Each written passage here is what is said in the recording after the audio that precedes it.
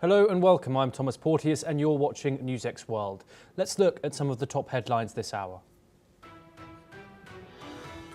Japan's Prime Minister Shigeru Ishiba says he will step down after losing his majority in both houses less than a year into office. Ishiba announces he is resigning as leader of the LDP, ending decades of nearly unbroken rule for Japan's ruling party. Israeli forces pressed deeper into Gaza City, striking sites including a school sheltering displaced people, with local officials reporting 14 dead overnight. Foreign Minister Gideon Saar says the war could end if Hamas frees hostages and lays down arms, but Hamas insists it will only do so if Israel withdraws. Russia launches its largest air attack of the war on Ukraine, setting Kyiv's main government building on fire and killing at least 2 people, including an infant. Ukrainian President Volodymyr Zelensky says missiles and drones also strike Odessa, Zaporozhye, Kirovy and other regions across the country. South Korea says it has reached an agreement with the United States for the release of detained Korean workers in Georgia. Yonhap reports a plane will bring them home once administrative procedures are complete, after hundreds were detained yesterday at a Hyundai factory in Georgia. Israeli National Security Minister Itamar Ben-Gvir takes part in a police raid on the West Bank city of al-Farm in northwest of Jenin. His move comes as he and Finance Minister Bezalel Smotrich push for the annexation of Palestinian territory despite international condemnation. A preliminary report says a cable failure caused a Lisbon funicular to hurtle down a hillside, killing at least 16 and injuring 22. The tram-like carriage derailed on Wednesday and slammed into a building near its twin at the bottom of the track.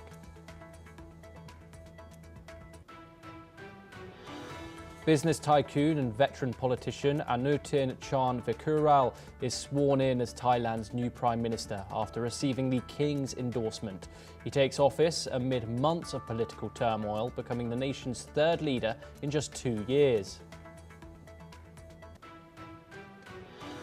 China says its forces trailed and warned a Canadian frigate and an Australian destroyer as they sailed through the Taiwan Strait. The People's Liberation Army condemns the passage as troublemaking and provocation. We start this hour in the Indo-Pacific, where in a significant political development in Tokyo, Japanese Prime Minister Shigeru Ishiba has officially resigned as the president of the ruling Liberal Democratic Party to prevent a party split. His resignation comes just 1 day before the LDP was scheduled to decide on holding an early leadership election, a move that would have effectively acted as a no-confidence motion against him. Tokyo residents have mixed views on the resignation, with some viewing the decision as a shock. However, concern over political uncertainty has reportedly led to a sell-off in Japan's yen currency and its government bonds, with the yield on the 30-year bond hitting a record high on December the 3rd. Let's listen in to what some of the residents had to say. 個人的な気持ちとしては別に石破さんに対してどうこうはないんですが、今回の問題って彼の石破さんの責任ではなくって自民党そのものに対してね、私たち国民がノーと言ってることであって、それに対して石破さんが責任を取るっていうのは違うのかなっていう気持ちはすごくありました。ショックですね。辞めるつもりが本当にあったのかどうかわからないけれども、結構辞めないでという声もあったのも確かなので、続けていただけると良かったかなというのが、はい、関税で今すごいいろいろ揺れ動いてるので、その関税についてきちんと取りまとめしてくださる方、もうちょっと外交面をきちんと対応してくださる方が首相になってくれるといいなと。似たり寄ったりだろうな、誰になってもな。だから多分この際別の党のやつ試しに立ててみたら面白いと思うよ。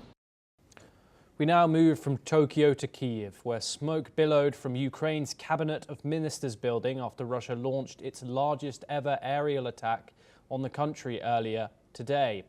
The strikes killed at least 4 people nationwide and injured 44 others, according to Ukrainian President Volodymyr Zelensky.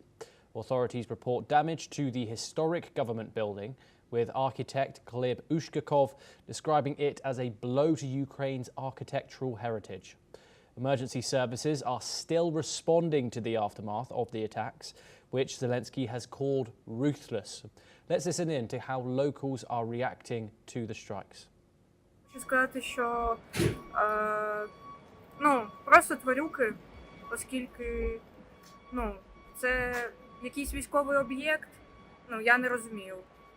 Це цивільна забудова, там працюють наші люди на благо нашої. Якщо говорити про саму будівлю Кабінету міністрів України, яка була створена ще до Другої світової війни в дуже цікавому неокласичному стилі, вона є такою своєрідною ансамблевою спорудою, частиною великого урядового нашого сучасного ансамблю, яку ми гарно адаптували до сучасних.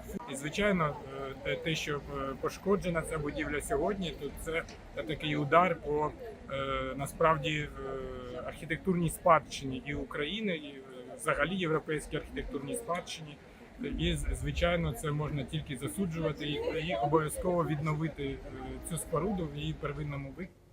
We now move over to West Asia for our next story, where according to local Israeli media, far-right Israeli National Security Minister Itamar Ben-Gvir joined Israeli police and border police in storming the West Bank city of al-Farm in northwest of Jenin.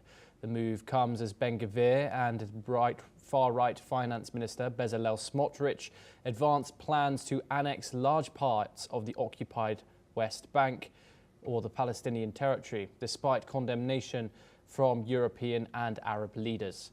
Israeli forces have also carried out mass raids across the West Bank, arresting several Palestinians. Meanwhile, the Farwa refugee camp south of Hebron was stormed for the second time within hours. We're now joined by Ali M.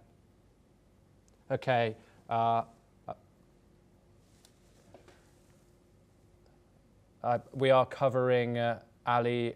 Hopefully we are going to be joined by Ali M. Bushback in just a second to discuss this. However, we are discussing Itamar Ben-Gvir and Bezalel Smotrich's plans to annex the West Bank, which seems to be approaching very swiftly. The finance minister joining this police raid in the West Bank as a part of symbolism, it seems, something that he has been publicly doing recently. We are now joined by Ali M. Bushback to discuss this further. Ali, Itamar Ben-Gvir joining this security raid in the occupied West Bank. What was he trying to symbolize with this action? Thank you, Thomas, for having me. The thing is, according to several of Palestinian and international media, they describe this visit as a provocative visit for the Palestinian in West Bank. And worth mentioning that Itamar Ben-Gvir, he one of the Israeli right-wing coalition in this government also, and he one of the people, one of the president, or one of the minister who created the permission to hold and the sale the weapon for the settler, around more than 230,000 of permission that for the settler to hold a gun and hold a weapon. They taking this permission, which escalated the situation on the ground. And we have seen since the beginning of the war between Hamas and Israel in 7th of October 2023, the situation escalated and the violence escalated in West Bank. This visit, and also worth mentioning that Itamar Ben-Gvir, one of the minister who is supporting the settler and the settlement, establishing settlement in West Bank, and they visit Al-Fahm district to destroy several of Palestinians' home and Palestinians' house under the claim that it's illegal and without any permission to establishing their home. This is will created a several of issue in internal Palestine, I mean, in West Bank, as well as Itamar bin Gfir used to continuously provoking the emotion of the civilians from Jerusalem when he used to storm Al-Aqsa Mosque, one of the holy site for the Muslim. So these things, I mean, escalated. Also, Itamar bin Gfir, he didn't take a visa and they rejected from Australia as well. So most of the international community consider him as one of the troublemaker between the Palestinian and Israel, and one of the barriers to reach out to ceasefire between Hamas and Israel. And he used to always showing his willing to withdraw from the coalition in state. In case Benjamin Netanyahu he accept the deal with Hamas. Yeah. So the situation. Yeah, Thomas. Ali, of course, this is different to the situation in Gaza. However, the same cause, obviously. You did mention there briefly that Bezalel Smotrich announced the building of E1 settlements in the West Bank. For those who don't know, the international community does see this as illegal, where Israeli settlers build settlements onto Palestinian land. Ali, could you give our audience a little bit of an insight about the power that Palestinians have in deterring this, if any? So the Palestinian inside West Bank as well as inside Israel itself, because there is a 2 million Palestinian in Israel and they have a citizenship in Israel and they are treating them as a second level citizen inside Israel. So the situation, it will exacerbate it and escalate it. We have seen last 3 days, there is a protest in Al-Fahm itself as well to support Gaza and to end the war in Gaza. So these things, they will protest. And according to the international solution between Palestine and Israel, the United Nations Security Council, their resolution 26634 that consider the Israeli settlement in Palestine territories, it's illegal. So I guess that will escalate it. It will damage Israelis' picture and Israelis' reputation in the international community if they will continue such kind of policy on the ground. And I guess will escalate it by protest and making chaos like what we have seen last week. As Israeli protesters, they are rebelled and they created some chaos in Tel Aviv and Jerusalem's street. So I guess that will happen again in Al-Fahm and several of Israeli sides. Yes, Ali Bushback, thank you very much for joining us. Always a pleasure to talk to you. We now move on once again. We stay in the region where Iraq's Interior Ministry says 6 people, including 2 police officers, were killed in Baghdad, the capital city of Iraq, during tribal clashes. The incident took place in the Sada region of Baghdad late on Saturday night when police intervened to disperse a tribal dispute. 2 attackers were also killed during the clashes. 5 police officers were also injured and 6 other attackers were also arrested. In response, regional security forces continue to conduct raids and searches in the area to prevent further violence. Tribal conflicts in Iraq remain common, often involving light and medium weapons, and have sometimes required intervention from the military.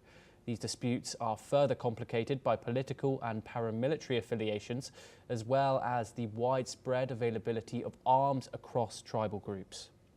We're now joined by Dr. Ronan Zidel, who's an Iraq analyst, and he works for the Moshe Dayan Center, and he joins us live from Tel Aviv at Tel Aviv University. Thank you very much for joining us. I first of all wanted to ask, of course, according to this report, violence is common in Iraq, tribal violence, tribal clashes like this. What does this tell us about the current stability of Iraq and, of course, of the capital, Baghdad? Well, Baghdad is rather stable, and the background of causes for this kind of violence is tribal and more like criminal than anything else. I don't think there was a political background for the shootout in this suburb of Baghdad. It also happens in the suburbs of Baghdad and not in the center of the city, although occasionally there's a spillover to the center of the city. Suburbs of Baghdad are more tribal. Tribes are often in conflict with one another, and there are many reasons for that. So that doesn't really affect the stability of Baghdad and of Iraq in general. Yes, and Doctor, how is Iraq now as a nation? Of course, many people still hold the memory of the past. Is this a common occurrence in the region? You say the capital is mostly stable. What more is there to know? Is it a misunderstood place? Yeah, you could say so. I mean, tribal violence is rather common in the suburbs of Baghdad and also sometimes in the countryside. I keep hearing the reports about shootouts in Sadr city, for example, almost on a weekly basis, something like that. It doesn't really affect those who stay in the center of the city, and most people live in the center of the city. And there are many causes for this kind of internecine tribal violence in Iraq. It doesn't really mean anything about the political situation. It adds a bit of tension to the situation because I mean, people might get shot. Also, and it's not connected to this violence, there are elections in November this year, and the elections are promised to be interesting with some more tension and more tension after the elections because possibly the winners would not be able to establish a coalition right away. It would take time. Plus, of course, you have all the geopolitical elements around Iraq adding to the tension and to the rather fragile situation, I would say. Dr. Zidel, how effective is the state in managing clashes like this? Obviously, Baghdad has an unstable history. How do you analyze in such a historically unstable place how the state can handle sectarian violence and militia influence like we do see pop up quite frequently in the country?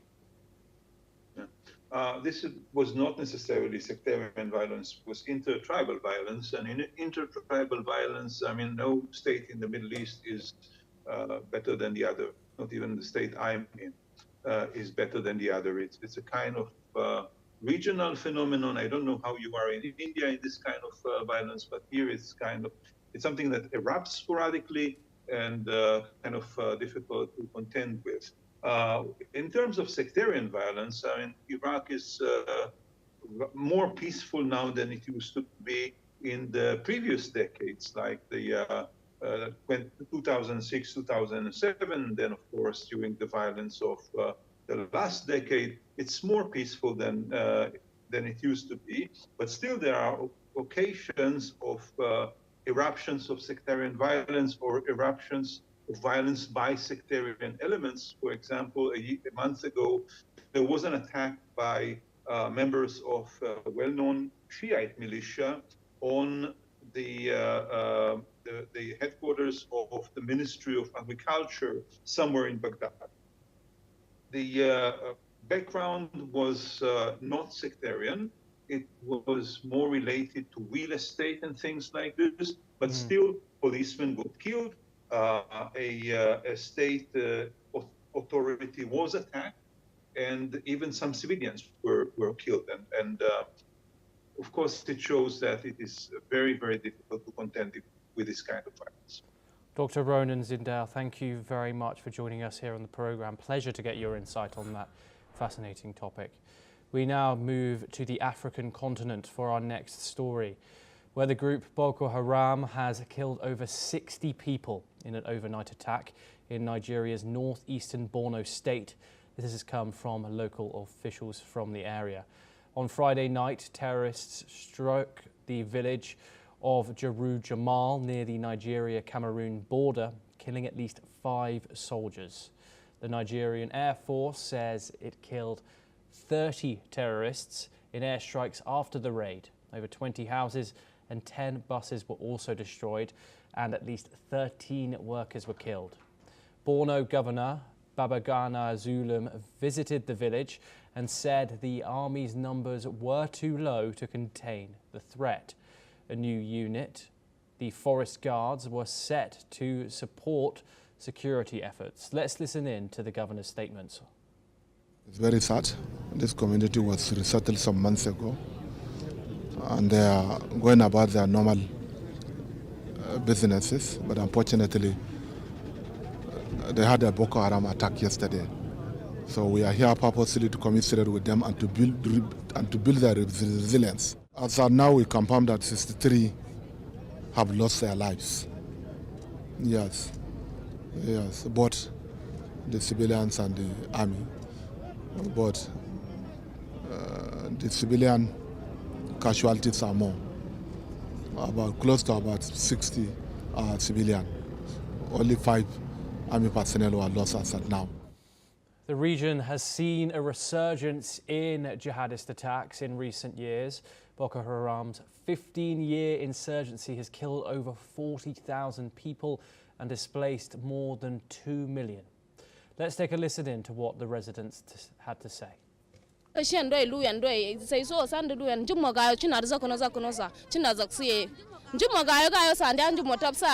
Kawai Boko Haram suna biya cin na kanima kwayaje Allah kwanga da dular ruwa. Eto mu abinda muke bukata security, mun samu security shikenan. Dama ko ina security ne damuwa. Amma mun samu security shikenan, amma ba wai kamar na yanzu na sun yi pam kuma su.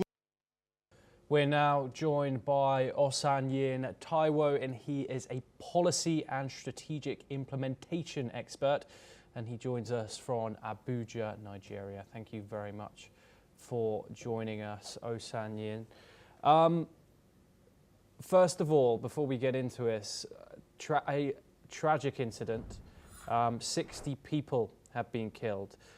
For those who don't know, would you mind telling us who the group Boko Haram are, what their aims are, and where they operate? Thank you for having me. Pleasure. First and foremost, I want to commiserate with families and friends who have lost loved ones in Borno State, in the northeast region of Nigeria. Basically, the Boko Haram sect more of like a terrorist group that have decided to mismanage the country in a very long while. While it has been several steps in ensuring that their activities are properly curtailed and trying to every effort by the government officials to curtail their activities, it's unfortunate that they have decided to resonate again in another form. And the sad part of it is that before, Nigeria was dealing with just the insurgents of Boko Haram. Unfortunately, today, we have so many other terrorist groups that have polarized this, the Nigerian space. And we have sects like ISWAP who are also collaborating with the international terrorist group like ISIS, and to mention a few. While the Nigerian government is trying every effort through the Nigerian military and the other joint task force and also the Nigerian police to evade and ensure that these insurgent attacks are actually made to a minimum. We keep seeing them coming up. And unfortunately, the sad part of it is that we see this resurgence of insurgency and Boko Haram and other terrorist groups coming up today in the Nigerian sphere when it is getting towards the election period. It is more of like a rational thematics that some groups use to actually try to create a system of chaos in the country, making the system and pushing a narrative that Nigeria is insecure. But the government of the day will not allow it, and the government of the day is trying every possible best to ensure that it covers the menace of this terrorist group. Unfortunately, we have seen some recurrent happening in some parts of the country aside from Borno. We have some states like Zamfara, we have some states like Kogi, and some other parts of the southwestern states like Oyo, Ondo, and also some parts in the southeastern states like Imo and what have you. But one thing is sacrosanct, that the security of Nigeria is everyone's responsibility. And though the government is trying everything possible, but one thing is also very important, that the citizens and people and the localities who live around these people to ensure that they curb out and bring out these people and bring them to book. Yes, and Osanyin, a attack of 63 people, just quickly because we are running out of time. That is a huge amount of people. How is this, an attack like this, able to take place? So the sect have different framework. Sometimes they are locals. That's reality. So sometimes they use what we call the bicycle today to attack so many villages. Some also have very dangerous weapons like the guns, and some other light missiles. And then they go into communities, evade them, attack them, machete them, kill them, and going like that, moving on and on. And this has been a real current issue. And this is the same thing that actually happened in 2014, where the same sect, the Boko Haram sect, kidnapped about 200 Chibok girls in Chibok in Borno State, in the same Borno State, also killed about 114 boys in the school. Yes. So it's like a framework that they have decided to technically and strategically ensure that they try to create mayhem. But one thing is certain, I can assure you that the Nigerian government and the Nigerian security apparatus will not allow this to go. The Nigerian government is trying every possible best to ensure that they bring down these people, and certainly they are trying every possible best to ensure them. Unfortunately, we have had a setback in the past where the past government did not do too well in ensuring that these sects were curbed totally, because we were having certain things like repentant Boko Haram. I never heard where terrorists ever repented. And these are the things that are creating a kind of resurface of this kind of sect. Osanyin Taiwo, thank you very much for joining us here in the programme. Pleasure to get your insight on that. We now move over to Europe, once again, where the Catholic Church has canonised Carlo Acutis, an Italian teenager known as God's influencer. Acutis died of leukemia at 15 years old in 2006 and used his computer skills to spread Catholic faith online, documenting miracles through his website. He is celebrated as the first millennial saint, wearing casual jeans and sneakers, making him relatable to young people worldwide. His canonization was presided over by Pope Leo XIV at the Vatican, with thousands gathering in St. Peter's Square. Let's listen in to what Pope Leo had to say. Ad honorem sanctet individue Trinitatis, ad exaltationem fidei catholicae, et vitae Christianae incrementum, auctoritate Domini nostri Iesu Christi, beatorum apostolorum Petri et Pauli ac nostra, matura deliberatione prehabita, et divina aupe sepius implorata, ac de plurimorum fratrum nostrorum consilio. Beatus Petrum Georgium Frassati et Carolum Acutis, sanctus esse discernimus et definimus, ac sanctorum Cathologo ascribimus. Statuentes eius in universa ecclesia, inter sanctus pia devotione reculit debere, in nomine Patris et Filii et Spiritus Sancti. Acutis's life of faith, charity and digital evangelicism resonates with young, showing holiness is possible for everyone. Relics of his body and heart are now on display in churches globally as his legacy continues to inspire Gen Z in using the internet for good. Many locals converged during the canonization. Let's listen in to some reactions. A moment to have such a great array of people getting canonized today, St. Carlos and St. Pier Giorgio. For me, St. Carlos Acutis is very important, very special because he gives me the hope that I can become a saint and that I can raise saints. We want to be parents and we want a child like Carlo, or we want to become like Carlo, so that's very important. Sì, ma la Chiesa è stata sempre aperta ai giovani e questo però è sicuramente un segno importante. Dobbiamo anche capire che leggere tra le righe quello che Dio vuole dirci, cioè che un po' la santità passa attraverso la ferialità, la quotidianità e quindi possiamo diventare santi tutti. Tutti siamo in questo cammino, tutti con le nostre fragilità, ma siamo tutti immensamente amati. Porque es sencillo, es humilde, entiende que amar a Dios está en la sencillez de las cosas. Una anécdota muy especial es que él dejaba sus zapatos y se los entregaba a las personas de la calle, llegaba sin zapatos a la casa y yo creo que eso es algo que todos tenemos que aprender, que es entregarlo todo por amor, hasta los zapatos. Well, that is all that we have time for, but we will continue to bring you more news updates from around the world.